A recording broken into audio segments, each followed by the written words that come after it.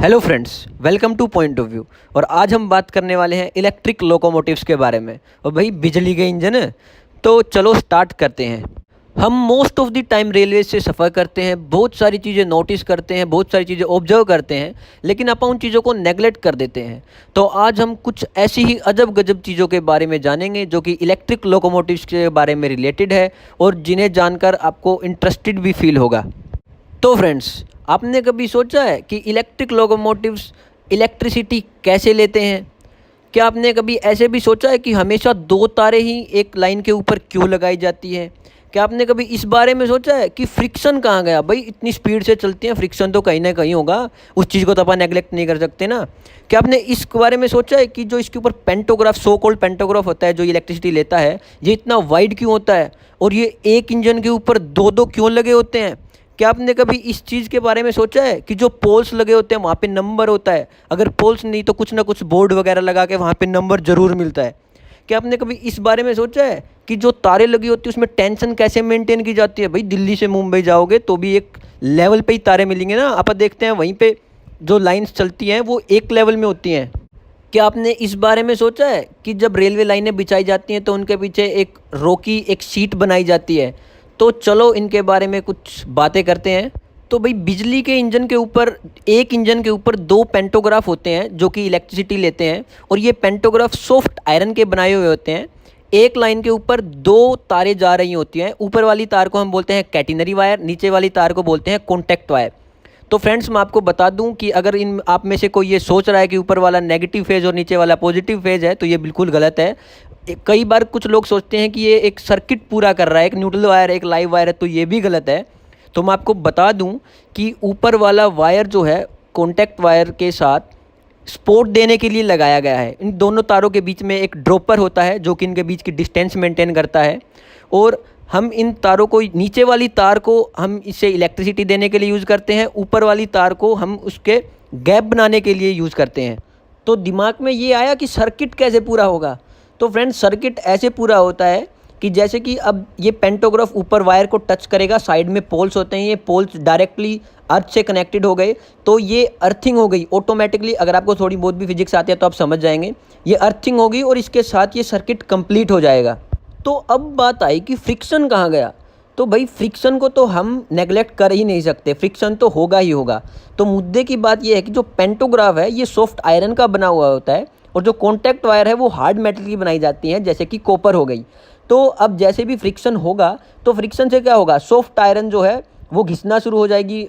Time to time वो कम हो जाएगी और कम हो जाएगी, और वो एक टाइम पे घिस जाएगी और पेंटोग्राफ जो है चेंज हो जाएगी।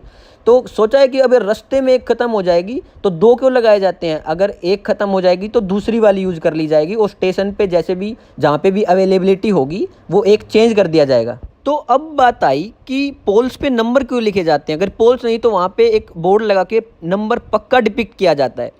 तो वो नंबर का काम फ्रेंड्स ये होता है कि जैसे भी किसी भी ड्राइवर को या फिर कोई भी अगर कोई भी एक्टिविटी नोट करवानी है तो वो क्या नोट करवाएगा, वहाँ जैसे भी कहीं भी उसको कोई भी हलचल दिखेगी तो जल्दी से साइड में देखेगा, तो वहाँ पे एक नंबर लिखा होगा वो नोट करेगा। वो नंबर यूनिक होता है, जहाँ पे भी होगा तो एक नंबर एक ही जगह को मिलेगा, जैसे 151/25 ऐसे अलग अलग नंबर होंगे और वो एक पर्टिकुलर जगह को मिलेंगे।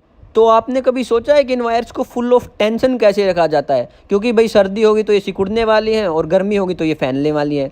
तो फ्रेंड्स, इसके लिए 3 पुली सिस्टम का यूज़ किया जाता है, जिसमें 667 किलो वजन एक वायर से एक पोल के ऊपर लटकाया जाता है। वो एक पर्टिकुलर डिस्टेंस पे, हर जगह पे, हर पर्टिकुलर डिस्टेंस पे वो आपको मिलेगा ही मिलेगा। तो क्या आपने सोचा कि ये 3 पुली सिस्टम हम कैटिनरी वायर पे लगाएंगे या कॉन्टैक्ट वायर पे?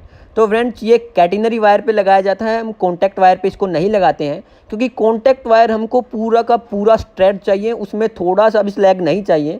तो क्योंकि देखो, हम कोई भी तार को चाहे कितना भी टेंशन प्रोवाइड क्यों ना कर दें, वो अपने वजन के कारण थोड़ा सा तो स्लैग जरूर करने वाला है। तो हम कैटिनरी वायर को पूरा का पूरा स्ट्रेच करने की कोशिश करेंगे, लेकिन उसमें थोड़ा सा स्लैग जरूर होने वाला है।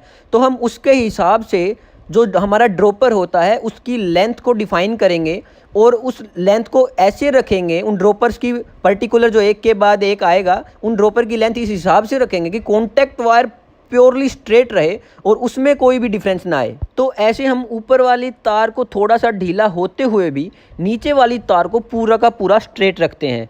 ये तारे जिन पोल से बंधी हुई होती हैं उन पोल्स को हम बोलते हैं मास्ट। और दो एडजेसेंट मास्ट के बीच में मैक्सिमम डिस्टेंस हो सकती है 10 मीटर, और कई बार ये डिस्टेंस कम भी कर दी जाती है, जैसे कि कहीं पे कर्व होगा तो थोड़ी बहुत घटा भी दी जाती है। तो अब बात आई कि रेलवे लाइंस के नीचे रॉकी मटेरियल का यूज़ क्यों किया जाता है। क्योंकि भाई देखो, ट्रेन जो है वो बहुत फास्ट चलती हैं, जैसे कि आजकल तो वंदे भारत आ गई है, वो 140-160 किलोमीटर पर आवर की स्पीड से चलती है, कति धुआं ठांदी।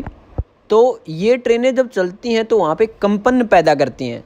तो अगर ये रॉकी शीट नहीं होगी तो ये कंपन आसपास के एरिया में जाएगा, जैसे कि वहाँ पे घर होंगे, पेड़ पौधे होंगे, पक्षी होंगे, भाई बायोडाइवर्सिटी भी होती हैं, तो ये सब चीज़ों को हार्म करेगी।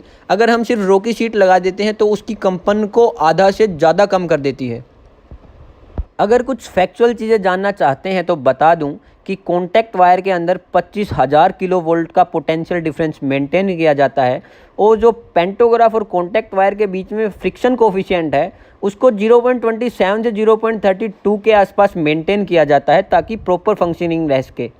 अगर इंटरेस्टिंग फैक्ट्स पसंद आए तो लाइक्स और सब्सक्राइब्स का तंबी भाई धुम्मा उठा दो, और जुड़े रहो पॉइंट ऑफ व्यू के साथ।